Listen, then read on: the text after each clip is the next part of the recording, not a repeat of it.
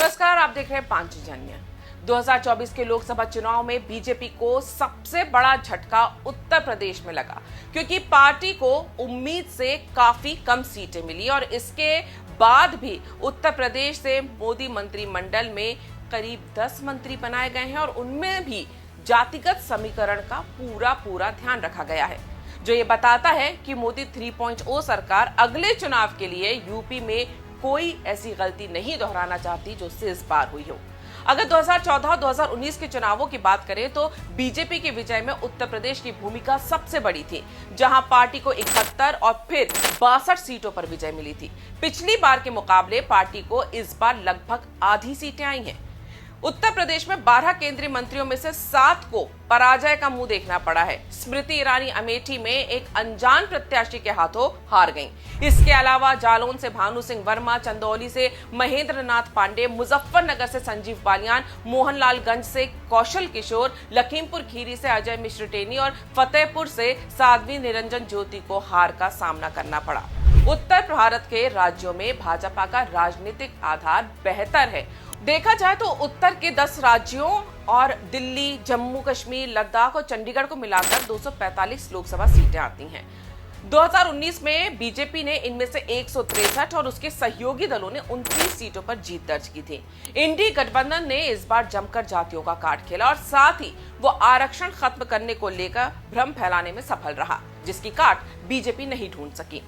ज्यादा से ज्यादा सीटों पर बीजेपी प्रत्याशियों के सामने गठबंधन ने एक ही प्रत्याशी उतारा और टिकट बंटवारे में भी बहुत सावधानी बरती।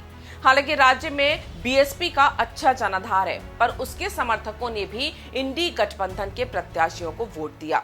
इंडी गठबंधन का सबसे बड़ा कारण वो झूठ का प्रचार था जिसमें यह कहा गया कि बीजेपी 400 पार सीटें लेकर आ गई तो संविधान को खत्म कर देगी और इसी के साथ आरक्षण भी खत्म हो जाएगा।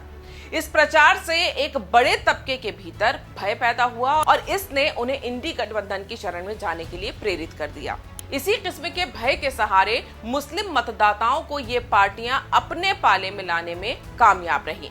इंडी गठबंधन की सोशल इंजीनियरिंग भी काफी सफल रही। समाजवादी पार्टी नेता अखिलेश यादव ने पीडीए यानी पिछड़ा, दलित और अल्पसंख्यक का फॉर्मूला दिया और इसी फॉर्मूले को ध्यान में रखते हुए प्रत्याशियों का चुनाव भी किया। पार्टी ने 17 सीटों पर दलित, 29 पर ओबीसी, 4 पर मुस्लिम और बाकी सीटों पर सवर्ण उम्मीदवार उतारे। इसी तरह बिहार में आरजेडी के तेजस्वी यादव ने बाप यानी बहुजन, अगड़ा, आधी आबादी और गरीब ये फॉर्मूला दिया। दोनों पार्टियों का एक ही फॉर्मूला है, एमवाई यानी मुस्लिम यादव गठजोड़। बिहार के 2015 विधानसभा चुनाव के बाद से ही महागठबंधन की परिकल्पना बाहर निकली थी, जो आज इंडी गठबंधन के रूप में सामने है। लेकिन तमाम कोशिशों के बावजूद भी एनडीए 30 सीटें ही जीत पाई, जबकि 2019 में 39 सीटें जीती थी। अखिलेश यादव ने चुनाव प्रचार में बेरोजगारी, भ्रष्टाचार और पेपर लीक को मुद्दा बनाया था। राज्य में बार बार हो रहे पेपर लीक और बेरोजगारी के कारण युवा मतदाता नाराज है। सेना की अग्निवीर योजना को भी उन्होंने इस तरीके से पेश किया जिससे नौजवानों की नाराजगी बढ़ी। केवल उत्तर प्रदेश ही नहीं, उत्तर भारत के राज्यों में भी इंडी गठबंधन को इसका फायदा मिला। विपक्ष के महंगाई, बेरोजगारी, अग्निवीर और पेपर लीक जैसे मुद्दों पर बीजेपी सही तरीके से जवाब नहीं दे सकी।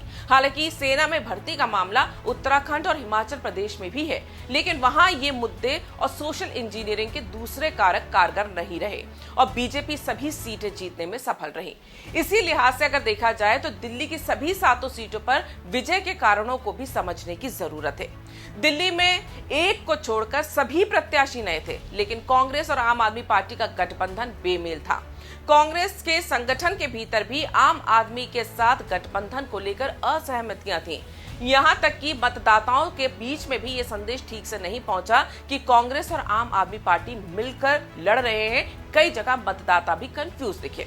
अब बात करते हैं उत्तर प्रदेश की, तो उत्तर प्रदेश में समाजवादी पार्टी ने 2017 के विधानसभा चुनाव में कांग्रेस और 2019 में बीएसपी के साथ गठबंधन किया था, पर तब इन पार्टियों को अपने मतदाताओं के वोट ट्रांसफर कराने में सफलता नहीं मिली। पिछले अनुभवों से सीखकर इंडी गठबंधन ने इस बार वोट ट्रांसफर कराने में भी सफलता प्राप्त की। कुल मिलाकर ये संगठनात्मक सफलता भी है, जिसके लिए इसके पहले तक भाजपा की तारीफ की जाती रही है। इस बात की गहराई से पड़ताल करने की अब जरूरत होगी कि बीजेपी ऐसा क्यों नहीं कर पाई। इसी तरह हरियाणा में जाट किसानों की नाराजगी, खिलाड़ियों का मुद्दा, बेरोजगारी और जातीय समीकरण बीजेपी पर भारी पड़ा। 2019 में बीजेपी ने राज्य की सभी 10 सीटों पर जीत हासिल की थी, लेकिन इस बार फरीदाबाद, गुड़गांव, करनाल, कुरुक्षेत्र और भिवानी, महेंद्रगढ़ सीट ही जीत सकी, जबकि सोनीपत, रोहतक, अंबाला, हिसार और सिरसा सीट कांग्रेस के खाते में चली गई। पिछली बार बीजेपी को 90 में से 79 विधानसभा सीटों पर बढ़त मिली थी, लेकिन इस बार ये बढ़त 44 सीटों तक सीमित रही, जबकि कांग्रेस ने 46 पर बढ़त बनाई।